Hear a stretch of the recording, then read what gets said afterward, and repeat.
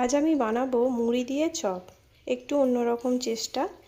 তার জন্য আমি প্রথমে মুড়িটাকে খুব মিহিভাবে গুঁড়াইনি, একটু হালকা দানা দানা রেখে গুঁড়িয়ে নিয়েছি।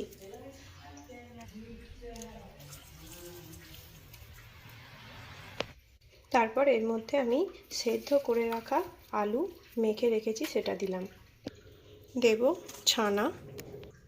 এরপর একে একে আমি পেঁয়াজ কুচি, কাঁচা লঙ্কা কুচি, কাঁচা লঙ্কা যে যেরকম স্বাদ মতো সেই মতো দেবেন।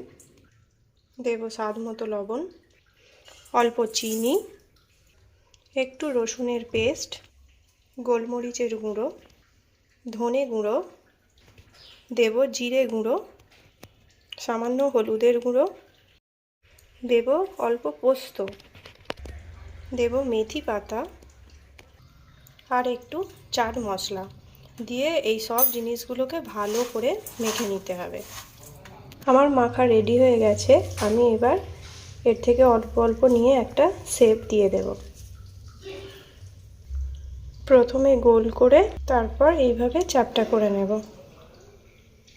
তারপর এর মধ্যে অল্প সাদা তিল মাখিয়ে নেব।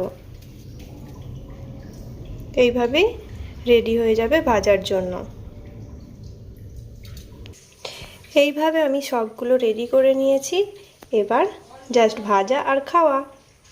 এবার আমি গ্যাসের ওপর একটা প্যান বসিয়ে তার মধ্যে সাদা তেল অল্প দিয়ে দেব।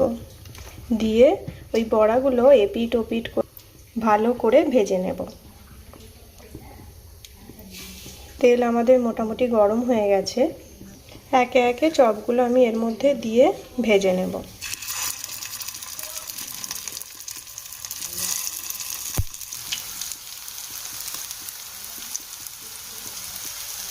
এপিট ওপিট করে ভেজে নিলেই রেডি হয়ে যাবে আমাদের এই মুড়ির চপ।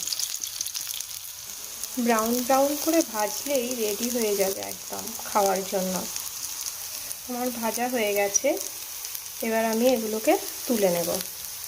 ব্যাস আমাদের একদম রেডি এই মুড়ির চপ। এবার সোজা হাতে নিন আর দিন মুখে চালান।